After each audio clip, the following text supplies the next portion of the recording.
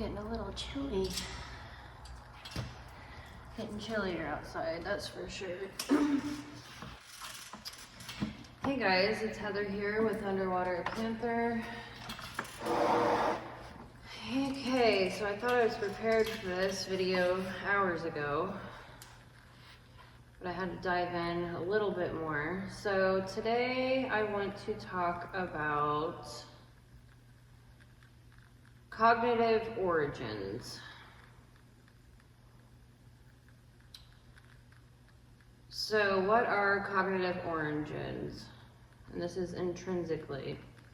This is what we hope for in life, our dreams for the future, what we naturally seek or go for, our center motivation or birthplace of motivation. So this is, you can also look at this kind of like your soul purpose within your ego.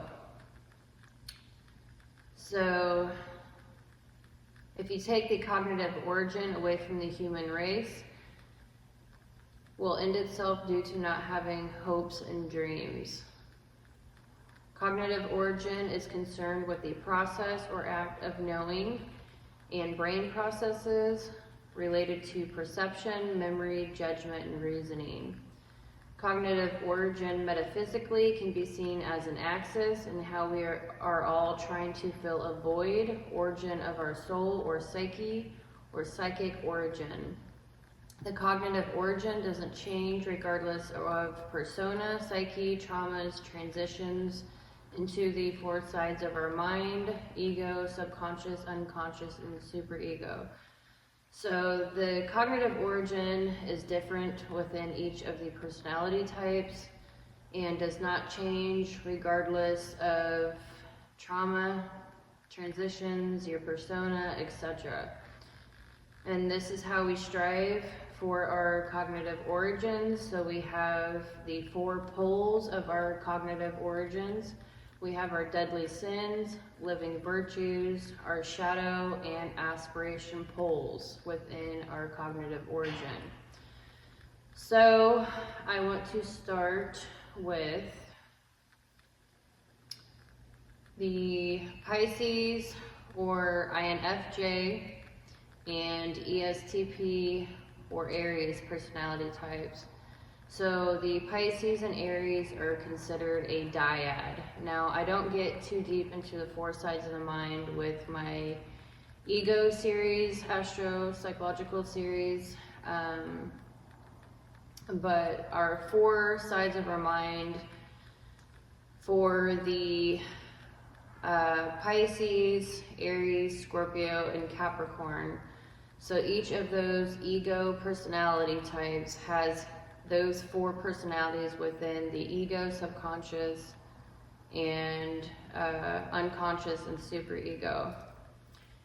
So I look at it a little bit differently with astrology, but I do take all of this into high consideration, and I can definitely tell you that this is legitimate a thing. So I want to go into the Aries and Pisces cognitive origin. They have the same cognitive origin, and then Scorpio and Capricorn have the same cognitive origin, and these 4 personality types are separated into 2 dyads. So I'm going to start with the Aries and Pisces. So Aries and Pisces are a part of the soul temple, and they are both also Templars, so they are considered the Soul Temple Templars. The soul, so there's 4 temples. There's a lot of 4s. You got the 4 sides of the mind, and then you have the 4 temples. So the temple, soul temple, you have the soul temple, the mind temple, the body temple, and the heart temple. And each temple is contains 4 personality types. So because I do astrology, astro-psychology, there are 4 personality types that I do not cover in any of my videos. So that is the background background type, for those of you that are into psychology through C.S. Joseph's work, and I do want to give credit where credit is due. I have learned a lot of my work through C.S. Joseph and Dolo and Fernando and Santos Bonacci and many others. So I'm combining many different systems together.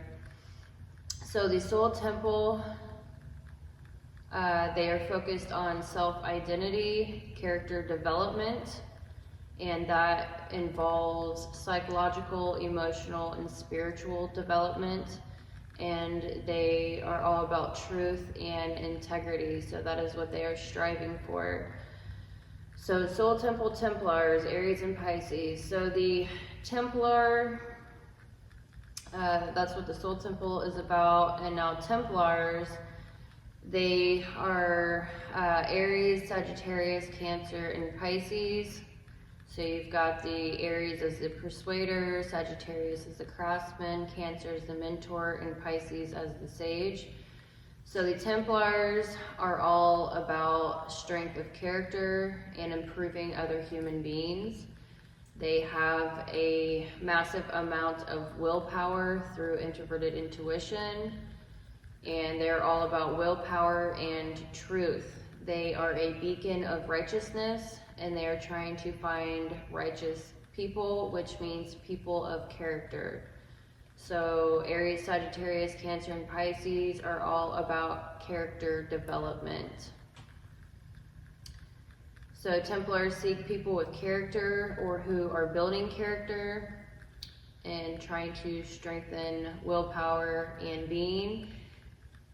They tend to take their fiery sword of truth with their introverted thinking. Introverted thinking is a cognitive function that makes the personality type strive highly for understanding logic. They tend to research a lot. They tend to be very scholarly.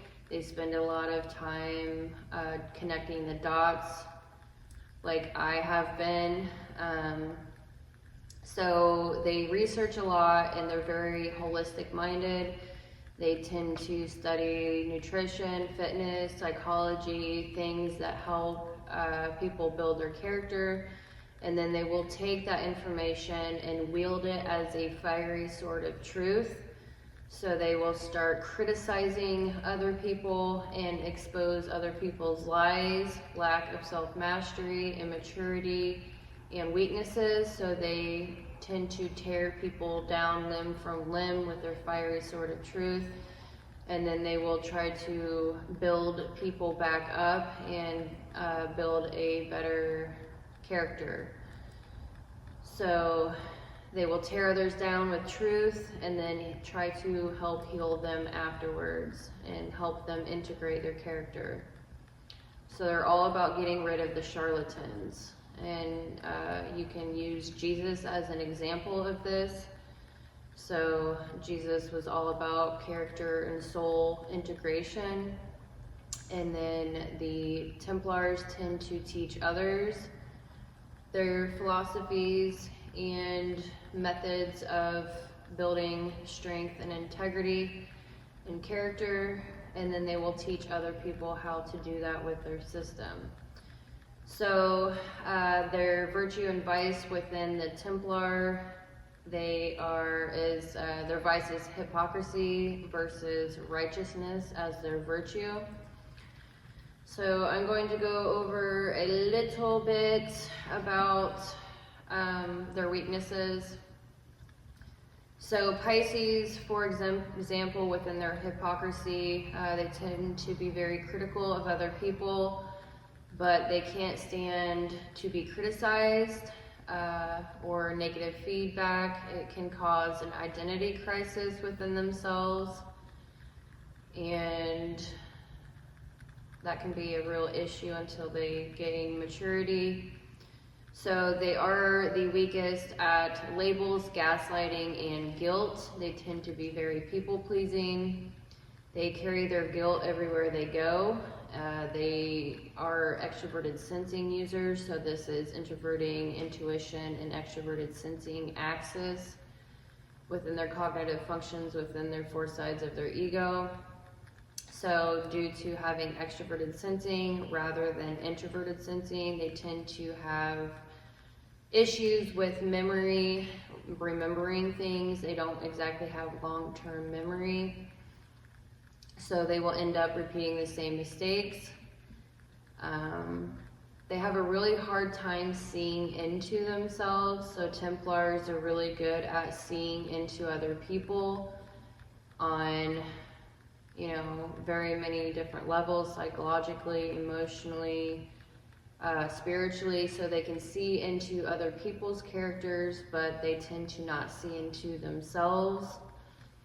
So that makes them very external.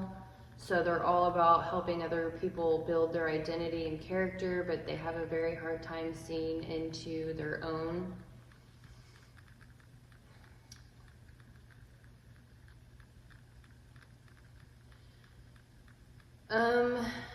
I think that's all I want to say with that.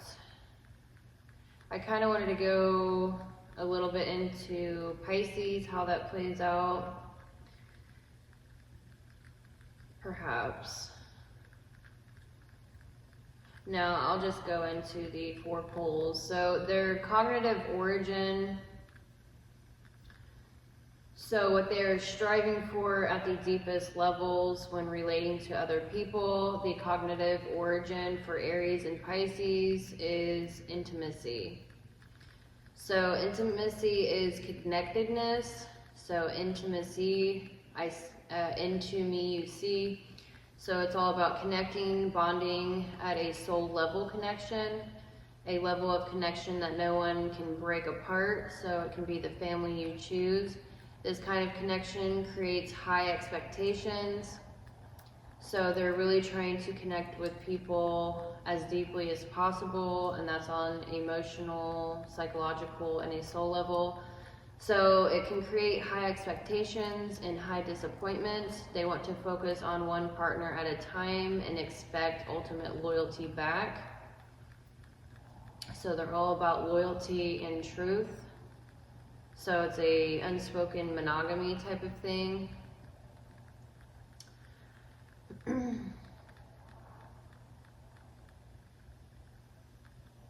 So the 4 poles within intimacy. So we have the living virtue of chastity, and then we have the deadly sin of lust, and then the shadow pole is idealization, and the aspiration pole is objectivity. So I'm going to break down each of these sections within the cognitive origin of intimacy. So the living virtue of the soul temple Templars for Aries and Pisces. So chastity. So what is that? They prioritize the literal soul of another person and how one's own soul relates to others. Often overlooks the physical aspects of closeness and focuses on the psychological, emotional, and spiritual aspects of closeness. They show how intimacy can be sought while self-acceptance is present. So they do have a very hard time accepting or understanding themselves. So that's their biggest issue, and it's a very slippery slope. They can tend to lack self-worth, and so they tend to put that on other people. How they gain self-worth is trying to give others good experiences through extroverted sensing, and that can be sexual experiences they give others or sexual performance and performing anything in general. So they're trying to give others a good experience, and this can be very people-pleasing. So the experiences, performance can be their roles through career, parenting, and relationships, etc. So as well as the consistency, or they find self-worth when other people stick around them due to the things they do for others. So they try to gain loyalty from others by literally people pleasing, pretty much. So they tend to reject themselves the most out of all the types. So they tend to get further away from themselves, and they need to learn boundaries. But the whole purpose is they're trying to connect with people on a very deep level, and they definitely need to learn self-acceptance. So they can tend to accept other people on a deeper level than themselves. So the second pole within intimacy, the deadly sin, is lust. So lust makes us realize the realization of one's own incompleteness. So it is usually a destructive process because it is a form of violently rejecting oneself while trying to fill the void within. So when you're lusting after something, that means that there's something inside yourself that is missing. So it is the endless cycle of seeking. The fuel of relentlessness, desire, is the beginning of connection. So this is very passion-fueled. Lust is wanting what others have or what they cannot have, otherwise known as jealousy. So it can turn into jealousy if they're not careful. So NISE, I see what someone has, and that can be a person, a thing, experience, business, money, and material, etc. So the jealousy can turn into possessiveness, and they can be the most jealous and possessive of all the types. They normally don't want something, but when they do, it's a real strong desire, and they feel others need to respect that. And so it's like deep down, they want to be with one person, and they want to dive into that person on a very deep level. Emotionally, psychologically, and spiritually, they want to be chased with one person. And their deadly sin is lust. And that can go in many different ways, but deep down, it's a feeling of one's own incompleteness. Now, the third pole, the shadow pole, is idealization. So idealization occurs when they want to believe someone will complete them. It is the masculine journey of trying to become holy. They seek holiness more than anything else. Holiness, completeness, and lacking nothing. They can tend to worship and put others on a pedestal. And normally this is, one person at a time that they idealize due to a trait, character, knowledge, whatever they are lusting after. Lusting can be even, obsessively lusting after truth. They like others to do that to them as well. So they tend to put people on a pedestal, and they want others to put them on a pedestal as well. So the fourth pole within intimacy is the aspiration pole, which means this is what they are trying to get to, and it is objectivity. So objectivity dissolves the uniqueness of others in favor of a broader understanding of people, and looks at sexuality as an act which balances chastity. Chastity is overemphasizing spiritual aspects of sexuality. They are the best at typing others due to objectification and categorizing others properly. This process is a fundamental layer of understanding someone, and the prerequisite of connecting with others as well. Objectification is proof of trust. These types are all about ultimate loyalty and ultimate trust. This creates true, deep intimacy. Oh my god, it scared the shit out of me. That scared the shit out of me. Okay. I'm gonna have to edit this together. That was crazy. Alright, so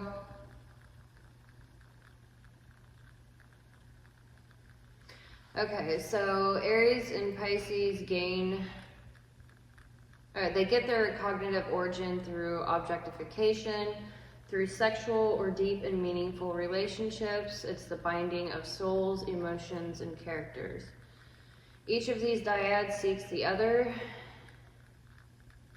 Well, the Scorpio and Capricorn I'm going to do next, but Scorpio and Capricorn is a dyad, and Aries and Pisces is a dyad. And each of these dyads seeks the other and complements each other through internal and external trading of justification and intimacy. So the next video I'm going to do over Scorpio or the ENFP and Capricorn or the ISTJ. So like and subscribe. I hope you enjoyed this video. Trying to think of anything else I want to say.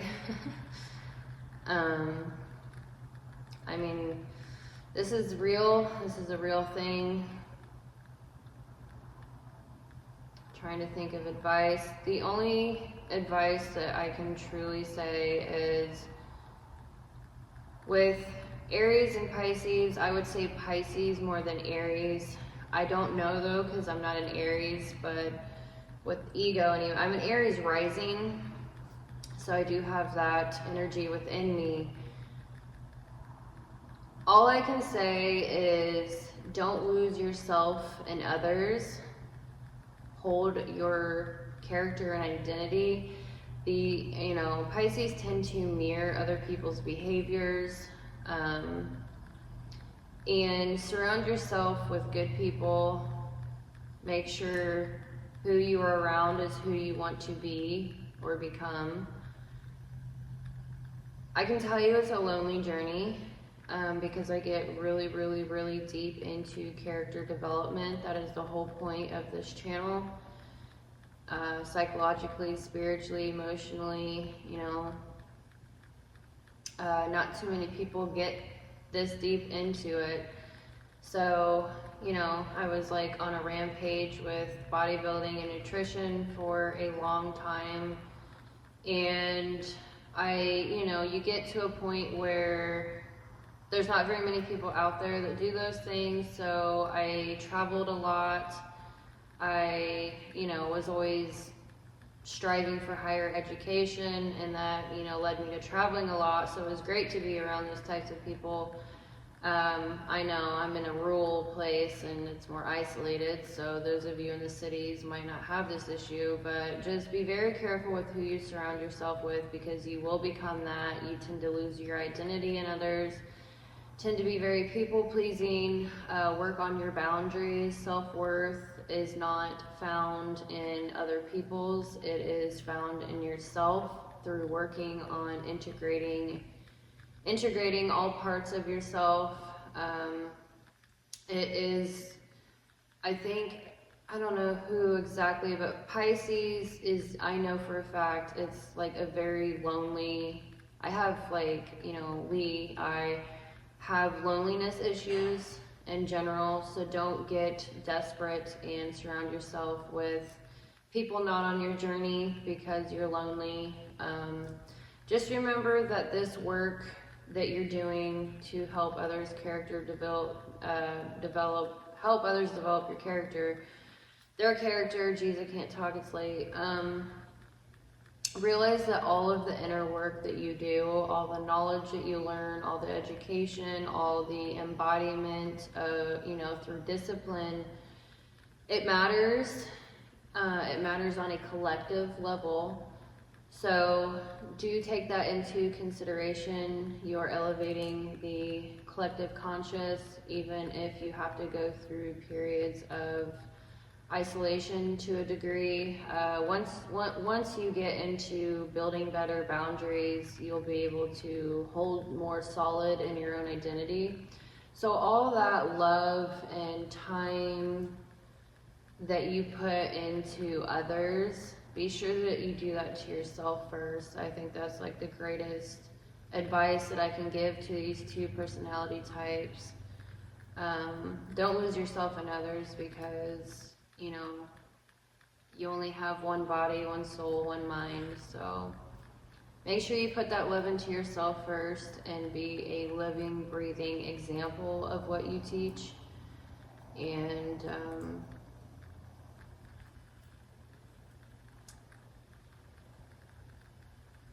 yeah, I think that's good. So like and subscribe. Thank you for watching this video. I'm going to move on to Scorpio and Capricorn.